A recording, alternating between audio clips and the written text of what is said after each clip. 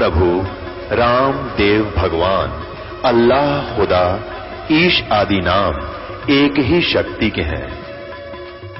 वो कैसा है, कहां है, कैसे मिलता है, किसने देखा है?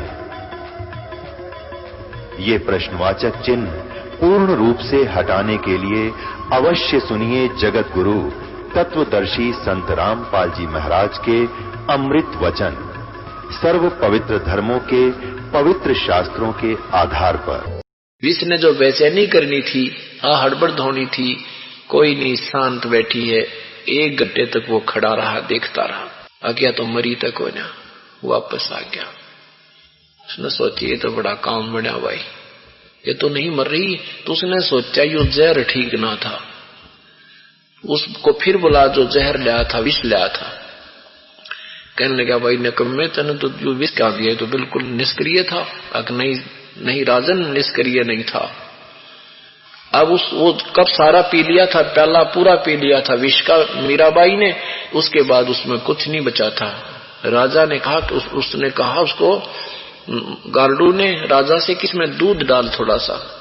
एक वो प्याला दूध का भर दिया और वहां एक कुत्ता खड़ा था, इसको पिला, इसको दूध को। कुत्ते ने पहली जीभ लगाई थी, पीते ही मर गया। कहने कि ये तो अंश था इसका, ये तो इतना खतरनाक विष था, जो एक बार जीभ का लगा देता आदमी जी नहीं सकता। किसको पिलाया आपने? उसने नहीं बताया किसको पिलाया। तू जा अपना काम कर। अब राजा ने सोचा विष भी नहीं मरी तो तलवार से काटूंगा इसको जाकर के। तलवार लेकर गया। मीराबाई ने दरवाजा बंद कर रखा था, आवाज लगाई कवाड़ खोल। अब एकदम गुस्से में आकर लात मारी। लात मारने से वो दरवाजा टूट गया। तलवार हाथ में थी। कहते अंदर से एक बहुत बड़ा सर्प इतना ऊंचा उठ गया कि जैसे माथे पर डंक मारने को हुआ। वो राणा पीछे न पड़ गया, कुला करके जान बचाई और छोड़कर उसने तलवार तलूर ने भाग गया। उस दिन के बाद उसने मीराबाई को कुछ नहीं कहा, चुप हो गया, शांत हो गया।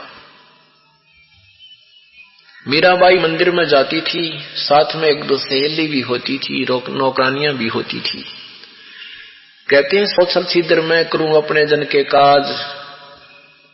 वो परमात्मा अपने भक्त रविदास के साथ उसी नगरी में पहुंच गए और वहां एक मंदिर में जो रास्ता जाता था उससे आधा किला 100 फुट की थी दूरी पर एक भगत के वहां वृक्ष होते थे। पहले ज्यादा वृक्षों के नीचे एक सत्संग कर रहे थे। एक भगत के यहाँ रुके हुए थे।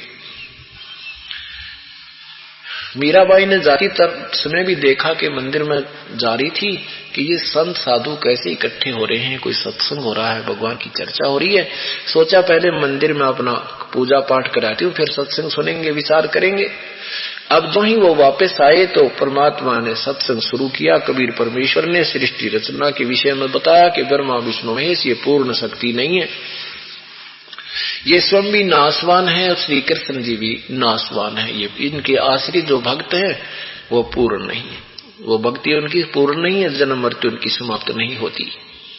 पूर्ण परमात्मा कोई और है।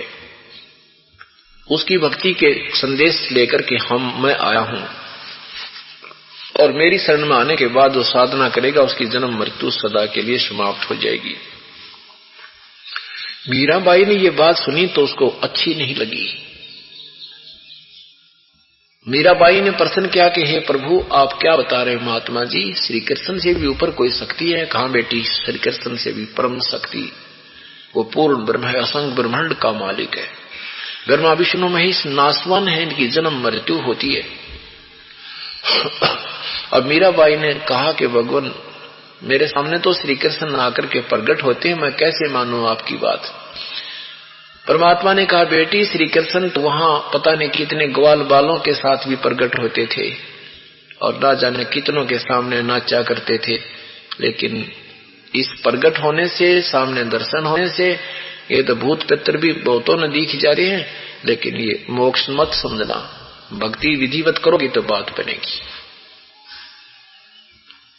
मीराबाई ने कहा कि प्रभु आपकी बात को कैसे मानूं? प्रभु ने कहा कि मेरी बात नहीं मानती है तो आपके कृष्ण जी से पूछ लेना कि तेरे से ऊपर कोई शक्ति है कि नहीं, और वो के जवाब दे मुझे कल बताना। मीराबाई ने जाकर के प्रभु याद किया, श्री कृष्ण प्रकट हुए, उनसे पूछा कि परमात्मा मैंने ऐसे ऐसे सत्संग सुना है, एक संत हैं कबीर नाम के, वो कह रहे हैं कि कृष्ण से भी ऊपर कोई परम शक्ति है। श्री कृष्ण जी ने कहा कि मीरा शक्ति तो बहुत प्रबल है, लेकिन उसकी प्राप्ति के लिए हमने भी खूब प्रयत्न किया, वो मिलती नहीं, क्यों व्यर्थ प्रयत्न करे तू।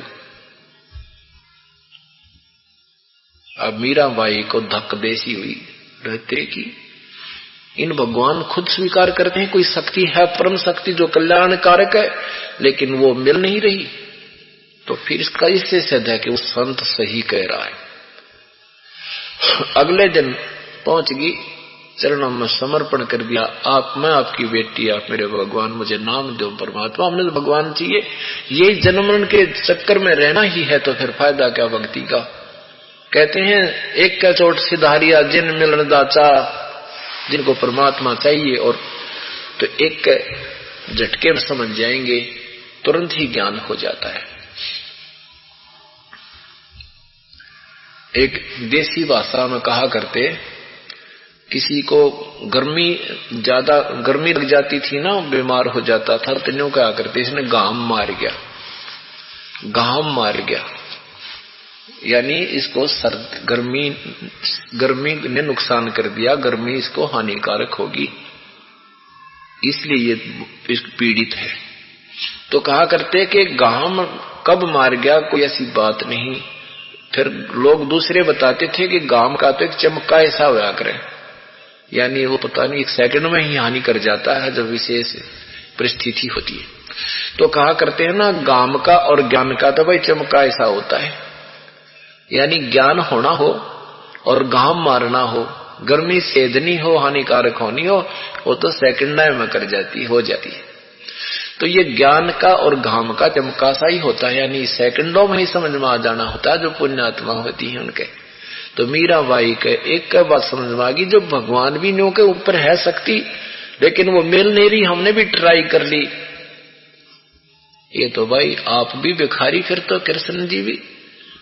कहते हैं ना, एक किसान की एक राजा जावा था, किसान ने तुम्बे बो रखे थे मतीरे, राजा को प्यास घनी लगी, उसने वो मतीरा फोड़ कर पानी पी दिया। राजा बड़ा प्रसन्न हुआ, भैया तो बड़ा बढ़िया शरबत है, और कहा किसान कभी मेरे पास आना, तो कोई दिक्कत हो क्या की जरूरत पड़ा था। कुछ दिन के बाद वो किसान चला गया, किसान के नाम उसने पर्ची दे रखी थी कि इस पर्ची को लेके आना, तेने रोका कोई नहीं। वहां देखा तो वो राजा खुद भगवान से याचना कर रहा है, प्रणाम कर रहा है, स्तुति कर रहा है। वो किसान पहुंच गया, उसने देखा भी राजा से मिलना है, वहां खड़ा था सेवक, भाई इन भक्ति कर लेने दो फिर मिल लिए। तो राजा जब आया, उसने राजा से पूछा किसान ने कि भाई क्या कर रहे थे आप? कि मैं भगवान की स्तुति कर रहा था, अपने राजकाज को सुखी करने के लिए भगवान से कुछ मांग रहा था।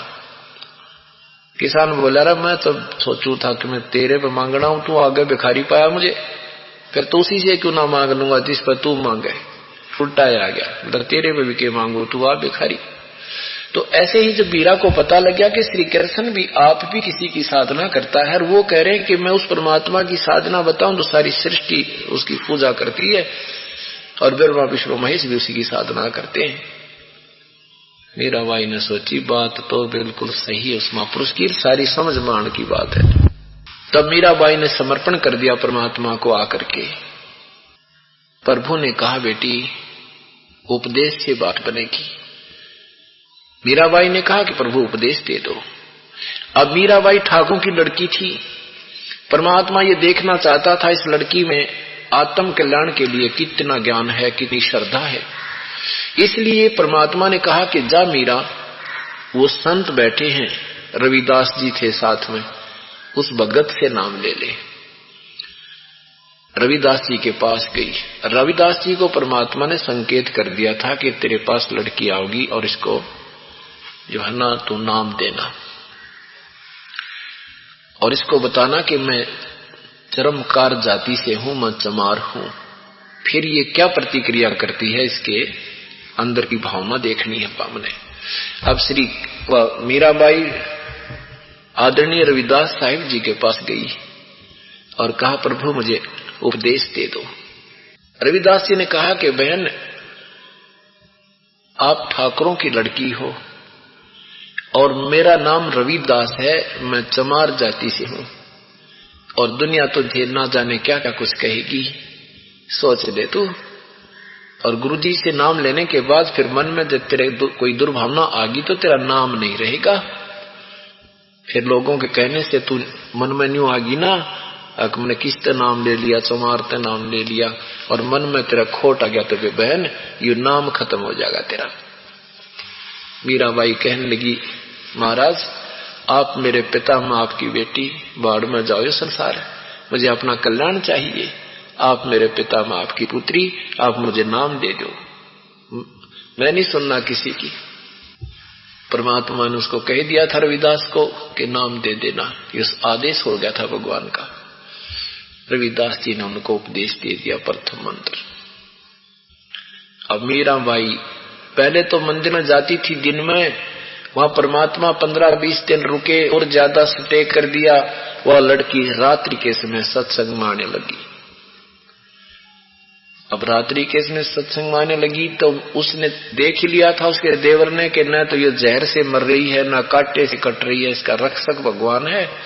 अब इसने क्या करूं, इसका इलाज, इसने दूनी बेइज्जती करवा दी। अब कहते हैं बेटी माँ की बात को मानती है, तो माँ बुला ली मीराबाई की और उसको कहा कि अपनी बेटी को समझा दे, अपनी भक्ति घर पर कर ले ये, और इसने हमारी बेइज्जती करवा दी, तू समझा दे इसको, ऐसा ना करे। तो मीराबाई की माँ उसको समझाती हुई क्या कहती है, मीरा उसका उत्तर देती है, सत्संग में जाना मीरा छोड़ दे, सत्संग में जाना मीरा छोड़ दे, आए मारी लोग कर तकरार, सत्संग में जाना मीरा, आए मारी लोग कर तकरार, सत्संग में जाना मीरा, सत्संग में जाना मेरा ना छुटरी, सत्संग में जाना मेरा ना, आरी चाहे जड़ कमरो संसार, सत्संग में जाना मेरा ना छुटरी, आरी चाहे जल कमरो संसार, सत्संग में जाना मेरा, थारे सत्संग के राय में, थारे सत्संग के राय में, आए वहाँ पर रहते हैं बब्बर शेर, कोई कोई शेर तन खालवे, आए वहाँ पर रहते हैं बब्बर शेर, कोई शेर तन खालवे, जब गुरुओं की मेरे फेरी, मारे सतगुरु की मेरे फेरी, आरी व तो शेरों के गिद्दड़ बने जाव, सत्संग में जाना मेरा ना छोटरी, आरी व तो शेरों के गिद्दड़ बने जाव, संग में जाना मेरा ना, थारे सत्संग के राय में, थारे सत्संग के राय में, आए वहाँ पर रहते हैं काले नाग, कोई कोई नाग तन डस लवे, आए वहाँ पर रहते हैं काले नाग, कोई कोई नाग तन डस लवे, जब सतगुरु की मेरे फिररी, मारे सतगुरु की मेरे फिररी। हारी व तो सर्प गंडे वे बने जाव, सतसंग में जाना मेरा। हारी व तो सर्प गंडे वे बने जाव, सतसंग में जाना मेरा ना छूटरी। सतसंग में जाना मीरा छोड़े। आए मारी लोग करें तकरार, सतसंग में आए मारी लोग करें तकरार, सतसंग में जाना मीरा। सतसंग में जाना मेरा ना छूटरी। सतसंग में जाना मेरा। हारी चाहे जल कर मरो संसार, सतसंग में जाना मेरा ना छूटरी। हारी चाहे जल कर मरो संसार, सतसंग में थारे सत्संग के बीच में है, थारे सत्संग के बीच में आए वहाँ पर रहते हैं साधु संत। कोई कोई संत तन देर में है, आए वहाँ पर रहते हैं साधु। कोई कोई संत तन लेर में है। तेरे री मन में माता पाप है री, तेरे री मन में माता पाप है री। संत मेरे माँ बाप है री, संत मेरे माँ बाप है।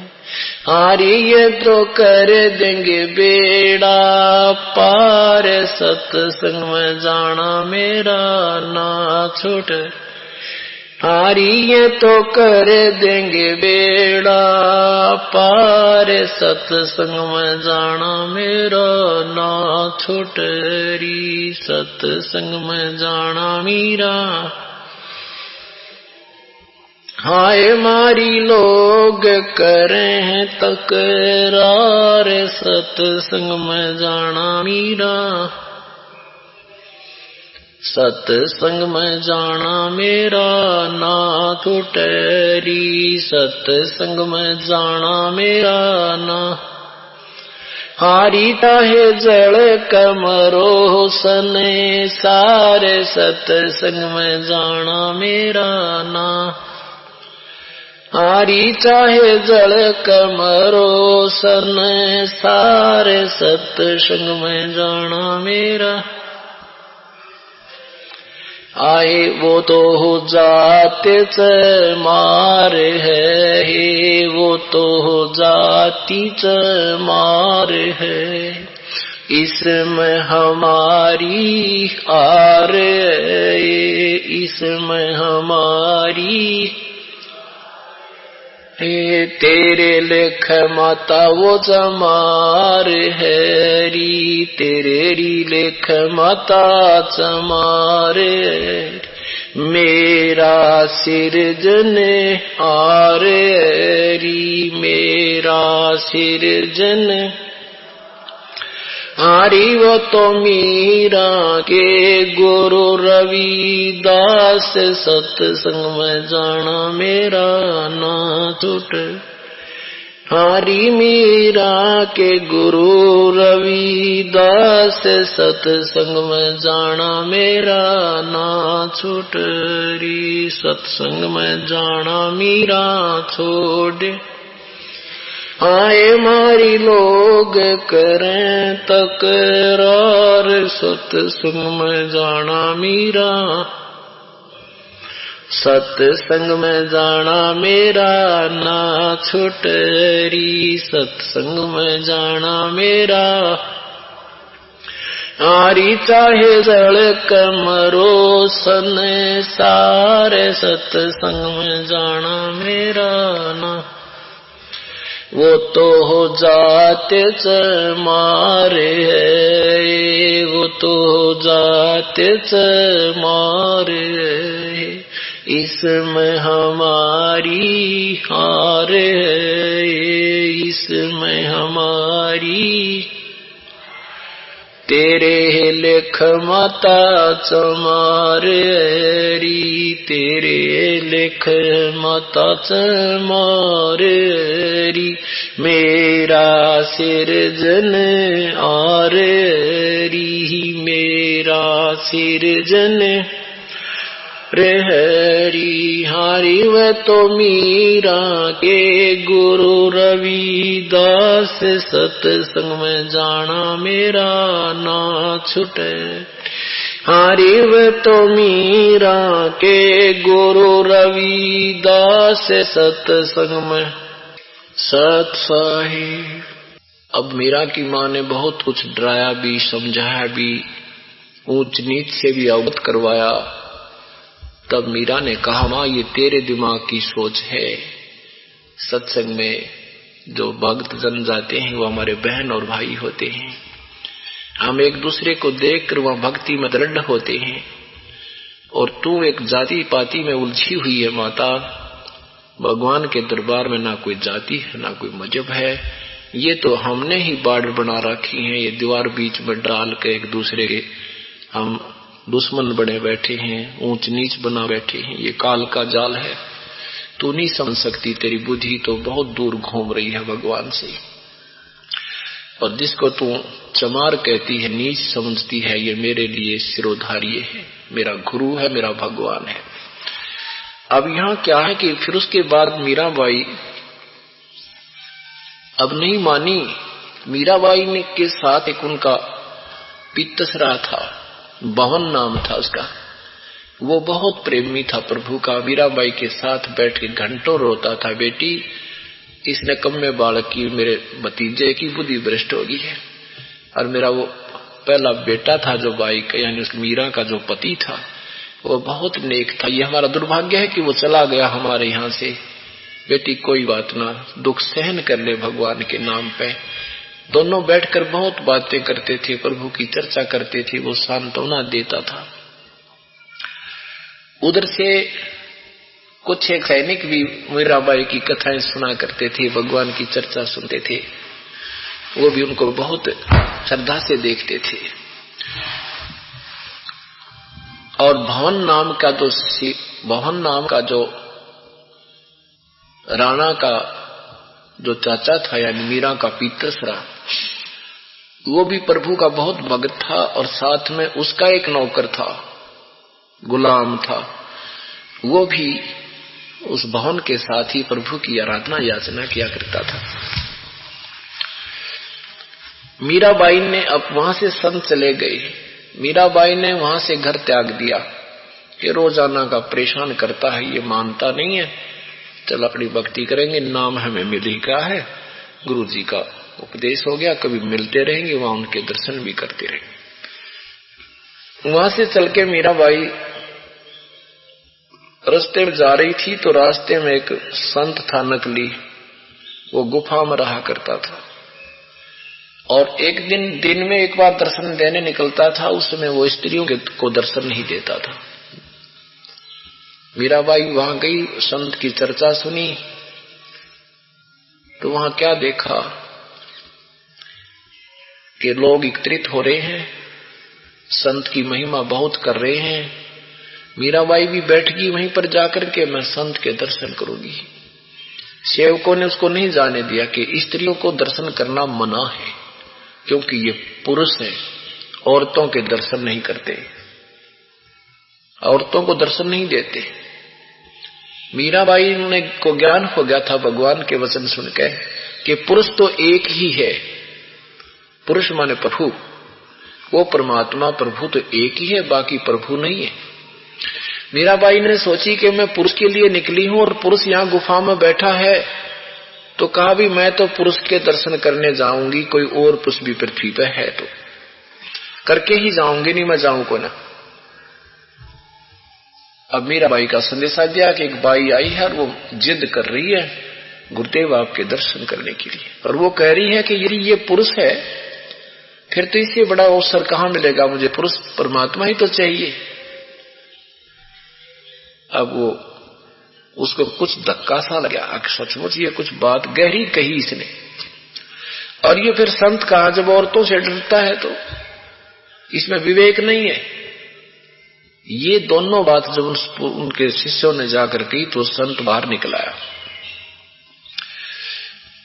तब उस मीराबाई ने वो ज्ञान सुन रखा था भगवान का, जो सुना क्यों डरे ढोरा नादान, अगले जन्म में सरब बन जाएगा, अपना ना बम्बई में रहा करेगा, परमात्मा की वास्तविक भक्ति तेरे पास नहीं है, और जाके काशी में उपदेश ले ले परम पिता थे।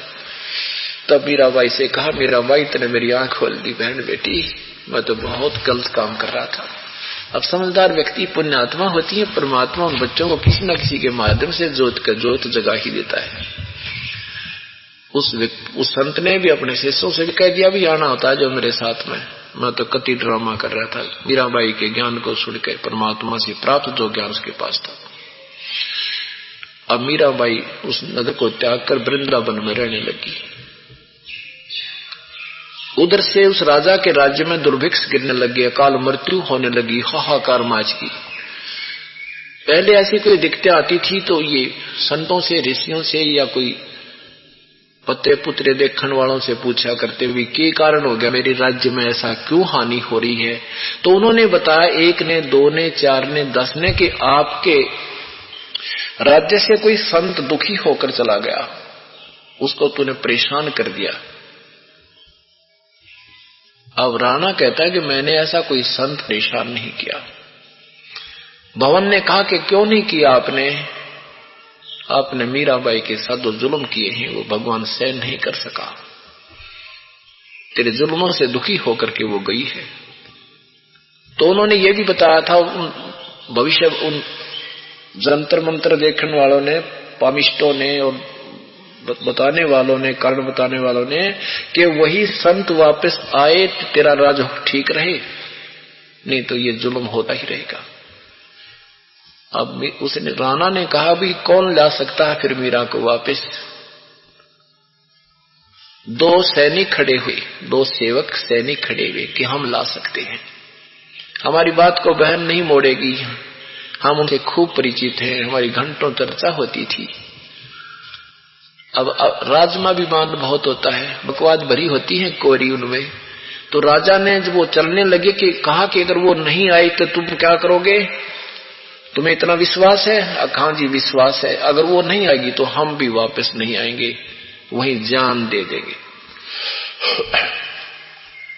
अगर वो हमें मिल गई तो हम वापस नहीं आएंगे, लेकर ही आएंगे, खाली नहीं आएंगे।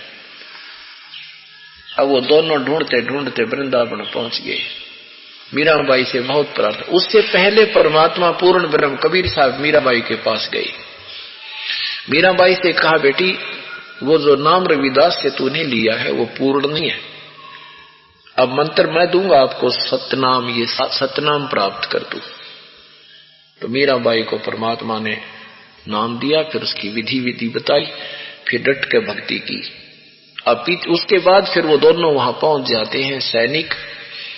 उन सिपाहियों ने जाकर कहा, बहन आप चलो, वहां बहुत बुरा हाल हो गया है, राजा अपनी गलती क्षमा याचना कर रहा है, कभी कुछ नहीं कहेगा तुझे। मीराबाई बोली, भाई मैं तुम्हारे से ज्यादा जानती हूँ उस निकम्मे ने, अब मैं वापस नहीं जा सकती।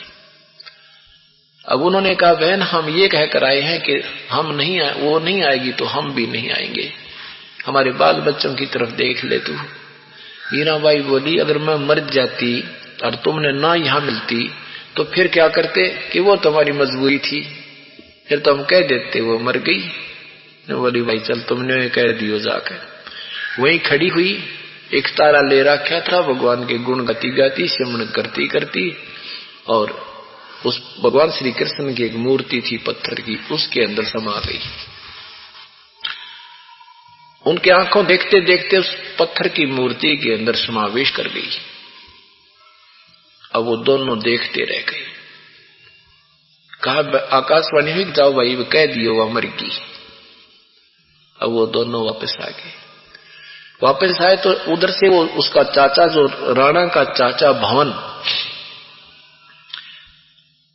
और उधर से वो राजा उसका भतीजा, वो घोड़े को लेकर, घोड़ों पर सवार होकर के कहीं जाने की तैयारी कर रहे थे, दूसरे देश, नगर में, या कैसे भी कोई शिकार शिकार खेलने जाया करते, शिकार भी खेलने जाते थे।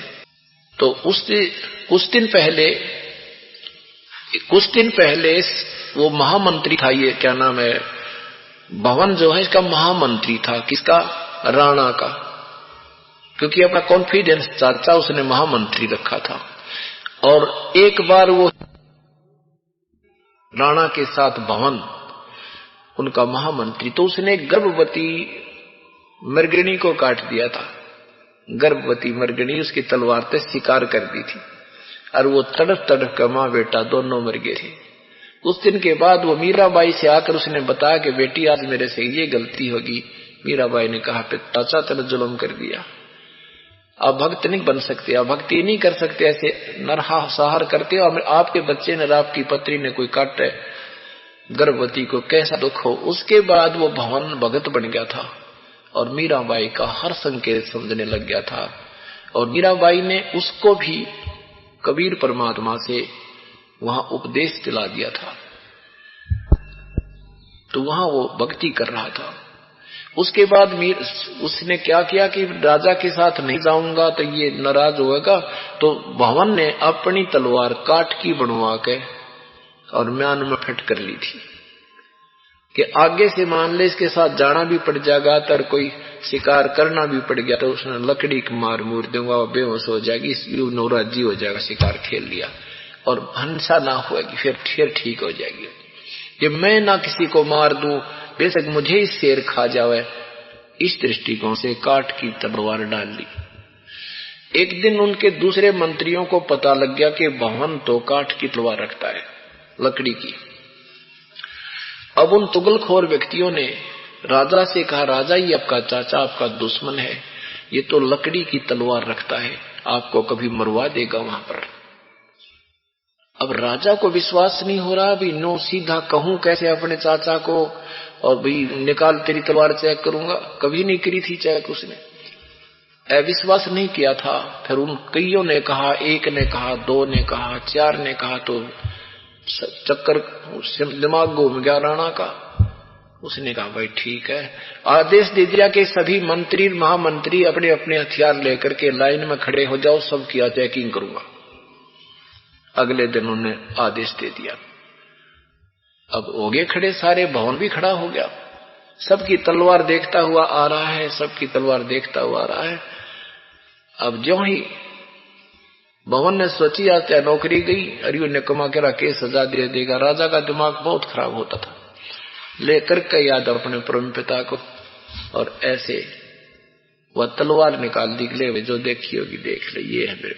जो ही तलवार निकाली तो इतनी स्टेनलेस स्टील की होगी जो कर बिजली चमका करे, इतनी चमक हुई इसकी तलवार में, और काट की नहीं रही। बोलो सतगुरुदेव की जय। अब सारा सभा स्तब्ध रहेगी कि लकड़ी की हमने 2 मिनट पहले देखी इसकी खोल के, और ये कैसे स्टील की बनी। ऐसे भी चमत्कार उस भवन को हो चुके थे, पूरा दृढ़ विश्वास हो गया। उसके बाद मैं भगवान न पड़ा है तो अब उधर से वो सैनिक आए। उस दिन जिस दिन मीराबाई से वो मिलकर वापस आए, मीराबाई संसार में नहीं रही। उस दिन भी वो घोड़े तैयार करके दोनों के दोनों, राजा का घोड़ा भी महामंत्री का घोड़ा भी, एक गुलाम पकड़े खड़ा था। और भवन जो अपनी सारी तलवार पूरी डाल के तैयार खड़ा था शिकार जाने के लिए, बाहर जाने के लिए। तो राजा ने सोचा मैं 2 मिनट कार्य, अपना दफ्तर का कोई कार्य करके चलता हूं। इतने में जो ही वो बैठा ही था, वो दोनों सैनिकों ने प्रवेश किया सभा में। राणा ने पूछा कि लाए नहीं तुम मीराबाई को, कह रहे थे हम लेकर आएंगे।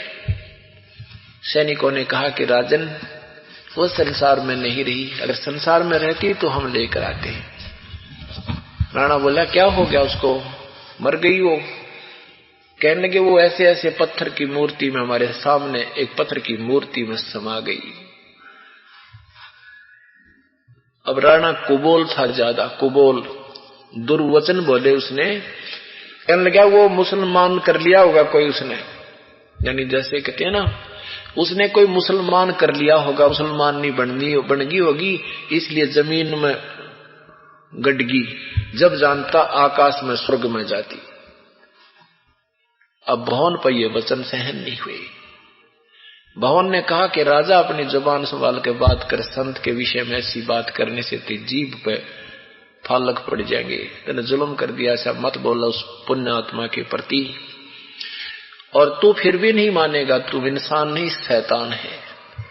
अरले में स्वर्ग जाता हूं, सशरीर जाता हूं और घोड़े समेत जाता हूं। इतना कह करके और घोड़े पर छलांग लगा कर वो भवन बैठ गया और घोड़ा आसमान पर उठने लग गया नौकर। अब गुलाम खड़ा खड़ा रो रहा कि भगवान मुझे इस नीच के राज्य में मुझे छोड़कर जा रहे हो, मैं भी तो आपके साथ ही प्रभु का भक्त हूं। कहते हैं वो भी लटक गया उस घोड़े के, और सारे के सारे तीनों, घोड़ा भी, वो गुलाम भी और भवन भी, शरीर कहते स्वर्ग में पहुंच गया। बोलो सतगुरुदेव की जय। अब कहते हैं ना, जो जहां तक की टिकट बनवाता है टीटी उड़ेगी बना दे। परमात्मा ने जो भी जहां लेवल की साधना लोग करते थे वही लेवल की साधना का मंत्र दे देते थे, लेकिन उस पूर्ण परमात्मा की वास्तविक मंत्र को भी छुपा के रखा था। इस समय तक पुण्यात्माओं अब मेर होगी। अब वो जितने भी भवन हैं, जितने भी वो पुण्यात्मा गए हैं, वो फिर जन्म लेंगे, अब उनका उद्धार निश्चित है। भवन गवन गगनों किया, घोड़े सुधा गुलाम, सोम श्री साहेब में ले वो बरछी लोह लगाम। आदरणीय गरीबदास साहब जी कहते हैं कि भवन ने गमन गगनों किया, आसमान की तरफ गमन किया, और घोड़े सधा गुलाम, घोड़े समेत गुलाम भी गेल लटक रहा था। अन्यों के नो जाके भगवान विष्णु को मिले घोड़े समेत भी।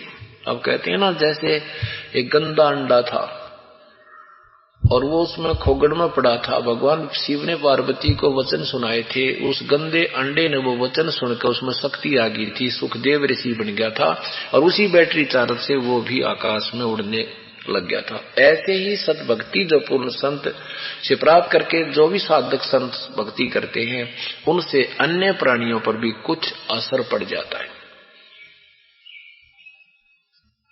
ये बहुत लंबी कहानी है, बहुत देर में समझ में आएंगे आपके, क्योंकि जो जाकी सन्ना बसे ताको ताकी लाज, जल सो ही मछली चढ़ जाए वह जैते गजराज। जो भी जिस इष्ट की सच्चे दिल से और विधिवत साधना करता है, उस लेवल की वो भक्ति शक्ति उसमें प्रदान कर देता है।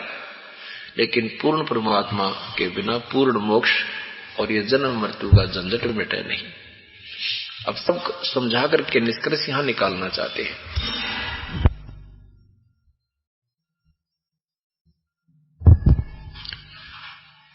अब क्या बताते हैं, मन तू पावेगा अपना किया रे, भोगेगा अपना किया रे। जैसे तू कर्म करेगा वो भोगेगा, और पूर्ण परमात्मा की शरण में आने के बाद पापों का भोग नहीं होगा। अब ये सारा विचार सत्संग वो बहन उसको सुना रही है जिसका पुत्र बिगड़ गया था, जो विधवा भी हो रही थी। उस लड़की को यह बात समझ में आ गई और वो अपने उस बहन के साथ सत्संग में जाने लग गई। सत्संग में जाने के बाद फिर परमात्मा की वचन महिमा सुन करके वो ओत प्रोत हो जाती है।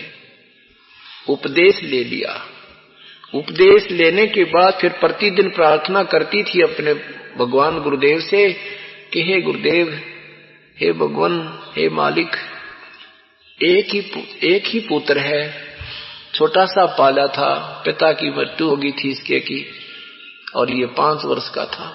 आशा की थी कि बड़ा होगा, इसको पाल पोस कर शादी करूंगी, मेरा जीवन सफल हो जाएगा। हे भगवान, ये बेटे की ममता मेरे तो छूटती रही, इसको अपने चरणों में लो मेरे मालिक।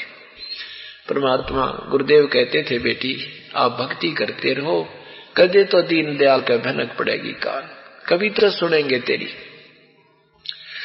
एक दिन उस बहन ने क्या किया, अपने गुरु बहन भाइयों के सामने प्रार्थना की कि मुझे भी एक दिन एक समय का भोजन देने का अवसर दे दो। पूरे दिन का तो नहीं दे सकती, मैं बहुत गरीब हूं, एक शाम शाम का भोजन मुझे दे दो। अब किसी ने नहीं दिया, कहने लगी बहन मुश्किल से 1 महीने में नंबर आवा है और हम नहीं दे सकते, हमारी मजबूरी है। भगवान गुरुदेव से नंबर लवा लो, फिर आपका नंबर आवा जब दे देना। वो इतनी प्रेरणा प्रेरित होगी कि आज जब बात बन जाए, भगवान कद कद बात पड़े, काल करे सो आज करे, आज करे सो अब। परमात्मा सुनाते हैं रोज कि पल में प्रलय हो जाएगी, फिर कराएंगे कब। इस दृष्टिकोण से बहुत उक्षक होगी। परमात्मा सब खेल करते हैं। करे करा वसाइया मन में लहर उठा, दादू सिर दर्जीव कयू आप बगल हो जा। जब उसने ज्यादा ही प्रार्थना की, आंखों में आंसू भर आई। उसी बहन ने, जिसने उसको नाम दिलवाया था, उसी ने कहा कि आप शाम का भोजन, आज कल मेरा समय है, कल तू शाम का भोजन ले ले, करवा दे महाराज जी को। अच्छा भी बड़ा भला हो तेरा, बड़ा भला हो तेरा, तेने मेरी आज कति आत्मा खुश कर दी। अब उस लड़की ने शाम के समय बड़ा भोजन बनाया, खीर बनाई, हलवा बनाया, रोटी बनाने लगी। उसी समय बुखार हो गया, भयंकर बुखार हो गया कि 10 कदम चल नहीं सकती, इतनी विवश हो गई। उसने सोचा अपने बेटे को कह दूंगी, आएगा जब, और वो महाराज जी का भोजन दिया होगा। पर विश्वास था कि शायद मना भी कर सकता है, वो अनाड़ी बहुत हो गया। उधर से उस लड़के ने, वो लड़का चोरी करने लग गया था, निकम्मे बच्चों के संग हो गए। और वो क्योंकि रोजाना शराब पीना, नशीली वस्तुओं का सेवन करने के लिए पैसा कहां से आया, उन्होंने चोरी करने लग गए। उसके साथियों ने और उसने उसी रात्रि में एक स्कीम बना रखी थी कि आज रात्रि में राजा के महल में चोरी करेंगे और रानियों के हार जो होते हैं ना, 9 लाख रुपए के होते हैं, मालो माल हो जाएंगे, ठट से कोठी बनावाएंगे, न्यू कराएंगे। अपने मियाँ मिठू लड्डू बना रहे थे वह। अब उन्होंने सकी बनाई कि रात्रि में 12 बजे माता के मंदिर में आ जाना। सबने स्कीम फाइनल कर दी। उधर से लड़का गया घर पे, उसकी माँ ने कहा बेटा देख मेरा बहुत बुखार हो गया। लड़के ने हाथ देखा, कहा मम्मी माता जी आपको तो बहुत बुखार है, कमाल हो गया, कति सारा शरीर गर्म आपका। तो माँ क्या हो गया? बेरा ना बेटा अचानक बुखार बन गया। आज मेरी एक प्रार्थना है बेटा तेरे से, ये आज मैंने ऐसे ऐसे एक बहन से शाम के आहार मांगा था, भोजन का भंडारा मांग रखा गुरुदेव का, और बेटा मैं विवश हो गई हूँ, मैं नहीं जा सकती, और तय ये भोजन एक बार गुरुदेव का आश्रम में पहुंचा गया। अब वो लड़का, क्योंकि उसने पता था ही 8 बज गए जाऊंगा, 9-10 बज जाएंगे, 1 घंटे में 2 घंटे लग जाएंगे, और कहीं मैं साथियों के साथ चोरी करने में शामिल ना हो सकूं और मुझे वो चोरी के माल ना मिल पावे, मैं निर्धन ना रह जाऊं, इस दृष्टिकोण से कहने लगा मां मैं ना जाऊं, मैं नहीं जाऊंगा तेरे आश्रम में। उसकी मां ने कहा बेटा नाट्या ना करते, संतों का भोजन है, पहुंचा बेटा तेरे पुण्य बन जाएंगे, रखना मुझे ना चाहिए से पुण्य, और मैं ना जाता, मैं ना जाऊं। और मां तेरे बारे में लोग बिराना के कहते हैं, मैंने बहुत सुननी पड़ती है, और उल्टी बात बनाने लग गया निकम्मा, मां की बात स्वीकार नहीं की। अब जानगी वो मां भी के अनाड़ी है, यू मानने को ना रोने लगी बैठ के, भगवान इससे अच्छा थी बेटा ना होता तो। बहुत बुरी तरह रोने लगी। जो बोली रे तुझे जिंदगी में काम नहीं कहूंगी बेटी, बेटा आज के बाद तू मेरा एक काम यू आज कर दे, एक बार यू भोजन पहुंचा दे, नहीं मैं कितना जोगी नहीं रहूंगी, और आगे से मुझे ये समय नहीं मिलेगा भगवान की सेवा का। अब मां को बुरी तरह रोते देख करके उसके मन में सोची, अक मां इतनी दुखी हो रही है, जल्दी जाऊंगा, जल्दी आ जाऊंगा, अभी तो 4 घंटे पड़े हैं, ये दिक्कत है। कहने लगा मारो मत, ला दे मुझे तेरा वो आहार दे। माँ ने दुखी सुखी हो गया, फटाफट डाल के उसको दे दिया और वो फुल स्पीड से फटाफट गया, शीघ्रता से वहां पहुंचा। जाते पूछा गुरुजी कहाँ हैं? भक्तों ने कहा भाई भोजन स्नान करने गए हैं, गुरुदेव अभी आ जाते हैं, स्नान करके फिर खाना खाएंगे, गर्मियों के दिन थे। अब भक्तों ने सोचा भाई वो लड़की रामो नाम था उस बहन का, कि ये रामो रोज प्रार्थना किया करती भगवान से, आज तो उसका बेटा आएगा भोजन देने के लिए, बड़ी सुनी मालिक ने। तो भक्तों ने जाके बताई परमात्मा आज तो आपने मेहर कर दी, वह रोज रोया करती बहन उसका बेटा आज शरण में आ गया, आपका भोजन लाया है। गुरुजी बोले भाई बहुत अच्छा हो गया, बेटी बहुत रोती थी, सुन ली भगवान ने उसकी। अब महाराज जी आगे, लड़का भी आ गया, ले महाराज जी भोजन खा लो। संत ने सोचा लड़का आया है, इसको थोड़ी बहुत ज्ञान समझा दूं, फिर खाना खा दूंगा, हो सके इसकी बात बुद्धि में आ जाए और नाम ले ले, लड़की खुशी हो जाएगी, सुख हो जाएगा उसको। महाराज जी लागे उसको सत्संग सुनाने, बेटा भक्ति करनी चाहिए, परमात्मा के नाम बिना ये जीवन व्यर्थ हो जाता है, मनुष्य जीवन बार बार नहीं मिलता। तेरी माँ देख कितनी अच्छी है, कितनी सेवा करती है, आप भी इसके साथ आ जाओ तो उसकी आत्मा प्रसन्न हो जाएगी, तेरे घर में सुखी रहेगा, तू आगे भी सदा परमात्मा तेरे साथ रहेगा। तो उसने तो वो रात के 12 बजे दिखे, ने बोला महाराज जी जल्दी खाना, मुझे लेक्चरों की जरूरत नहीं तेरे की। अब वो गुरुजी ने सोचा भाई लड़की ठीक है, दुखी हो रही, निकम्मे तो बहुत ही निकम्मा बालक है, बोलना भी ना आता। महात्मा ने अपना भोजन खा लिया, ऐसे ही वो जूठे बर्तन उठा गया, फटाफट डांक ठोक दी उसने तो। बल्कि गुरुजी कह रहे हैं भाई इसको साफ कर देते हैं, अगर नहीं हो जाएगा साफ, मेरी माँ आप कर देगी। उसने सोची तो देर हो गया कि 1 मिनट तेरी जाने लग रही है, बहुत जोर से भाग लिया, रास्ते में उसके पैर में कांटा लग गया, और लग के इतनी लंबा कांटा अंदर ही टूट गया। एक पैर में लंग करता हुआ पहुंच गया घर पे, और जाके वो बर्तन पटक कर मारे और कहने लगा आज गया था माते सत्संग में, आज मेरे पैर में कांटा लग गया, तू तो कहती वहां जाने वालों को सुख होता है, सबके दुख दूर होते हैं, और मैं तो आज के बाद मुंह भी करके ना सोऊं तेरे सत्संग का ना, और ना तन न जान दूं, आज के बाद तुझे भी नहीं जाने दूंगा माँ। ऐसे निकम्मे आश्रम में जाकर मेरे पैर में कांटा लग गया, और उसका दुख नहीं हो रहा, तेरी सारी उम्मीदों में पानी फिर गया, तू जा नहीं सकता चोरी करने, और वो बात बिगड़ गई, तेरा हिस्सा रह गया, कंगाल बनेगा तू। उस दृष्टिकोण से ऊट पटांग कह रहा है। अब वो माई रो रही है, वो बहन, ये भगवान देख किसी मंद भाग है मेरे, आज तक ये गया था, ये भगवान क्या आज ही इसको कांटा लगना था। ये तो ऐसा निकम्मा बालक है, ना मुझे जाने देना, आप जाओ, देख कैसे पाप है मेरे, आगे से आगे उलट ही होता जा रहा है। उठी बेचारी बुखार से, जो जैसे भी थी, अपने बेटे को फर्स्ट एड करी, जो सामने गांव में होया करत गांव होती थी, कोई ऐसे ही तेल पानी का फोवा करके बांध दिया और कहा बेटा सवेरे ना तेरे कांटा निकलवा देंगी। ये तो बेटा लगना ही होता है, लग गया होगा, तो कोई ना सुने वो तो कोई बात नहीं।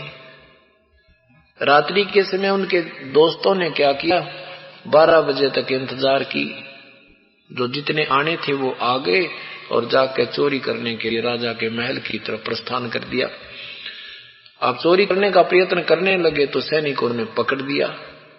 महामंत्रियों ने राजा के पास ले जाकर कहा कि ये जब राजा के महल में चोरी कर सकते हैं राजन, तो आम नागरिक को कितना दुखदायी हो सकते हैं, ये विचारणीय विषय है, इनको सख्त सजा दी जाए।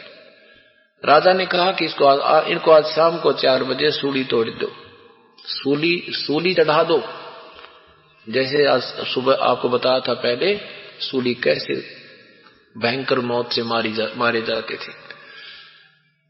और उससे पहले क्या करते थे कि गांव में घुमाते थे, पूरे नगर में उनके गले में पट्टी डाल देते थे, एक पोस्टर लगा देते थे और लिख देते थे कि ये चोरी करते हुए राजा के महल में चढ़ते हुए चोरी करते हुए पकड़े गए हैं, इनको आज शाम के समय 4 बजे सूली तोड़ा जाएगा। उनको भी डंडे मार मार कर कहलाते थे कि बोलो हम चोर हैं, हम राजा के घर चोरी करने गए थे, कोई सुनता हो तो चोरी मत करियो, हम 4 बजे सूली टूटेंगे। ऐसे करते हुए बाजा बजता हुआ आ रहा था। तो वो बैंड एक विशेष टाइप का होता था जो किसी सजा देने के समय ही, किसी को सजा देने के समय वो बजाकर गांव में घुमाया जाता था, नगर में। तो दोनों माँ बेटा वो भी अपने द्वार के बाहर आकर खड़े हो गए, देखते हैं किसको क्या सजा मिली। अब ज्यों ही वो मुर्जिम वहां से आए, वो अपराधी, उस लड़के ने पहचान लिए तो अपने बेदी हैं, और वो जान गया तो बात बिगड़ गई थी भाई।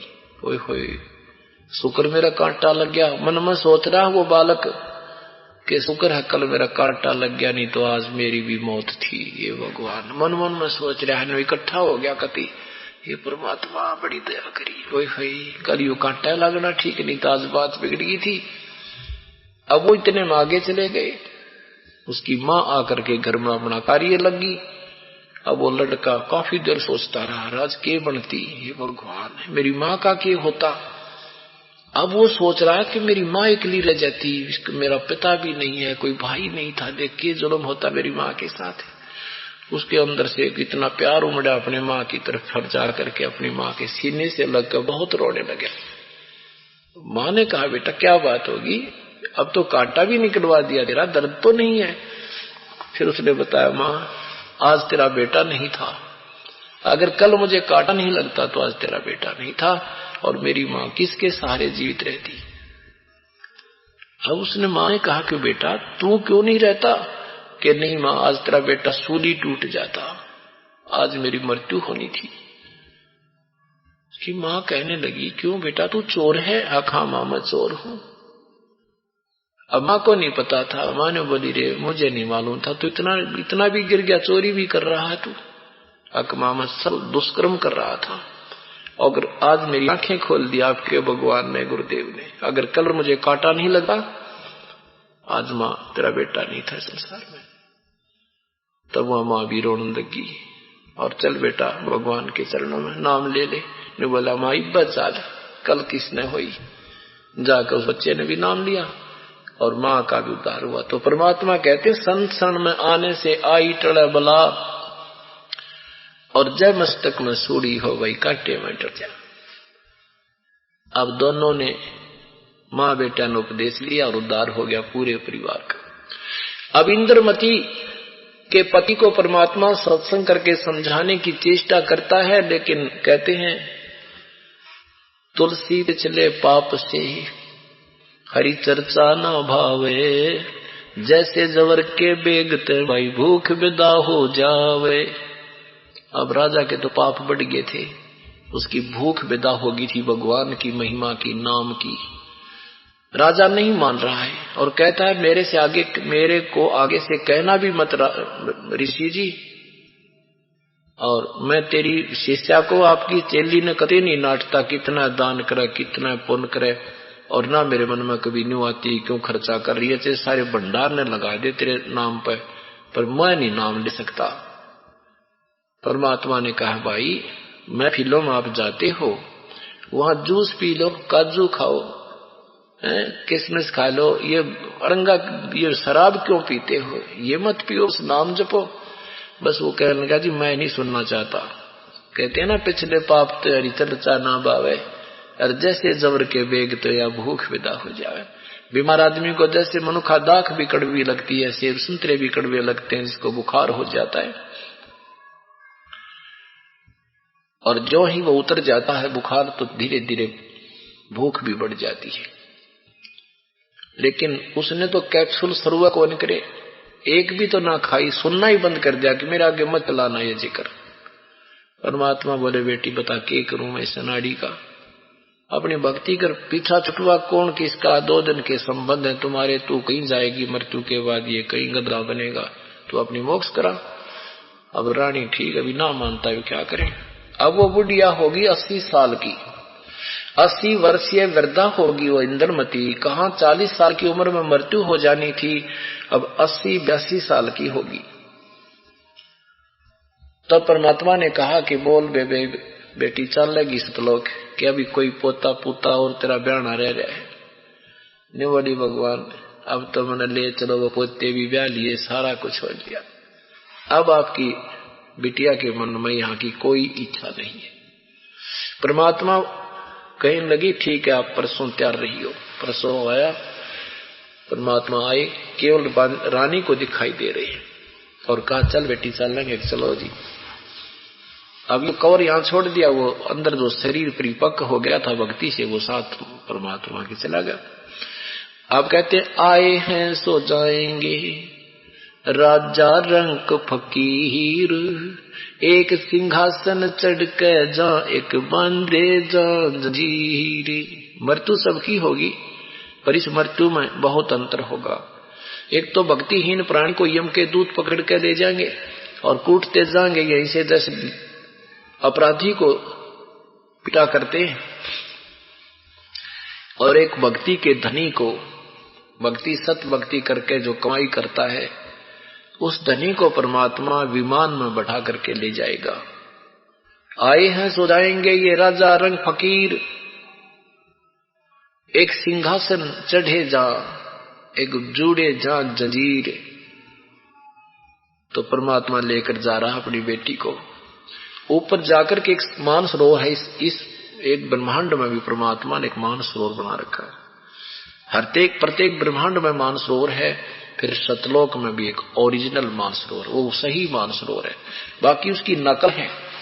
जैसे यहाँ रोहतक में भी एक मानसरोवर है, उसमें पानी भी भरे कि बाहर तक डाल के, नाम उसका भी मानसरोवर ही है। तो ऐसे और एक वैसे मानसरोवर झील भी है अपने यहाँ हिंदुस्तान में, और इसी प्रकार हर एक ब्रह्मांड में मानसरोवर, उस मूल मानसरोवर सतलोक वाले मानसरोवर की नकल में नाम रखे हुए। उस मानसरोवर पर जाकर के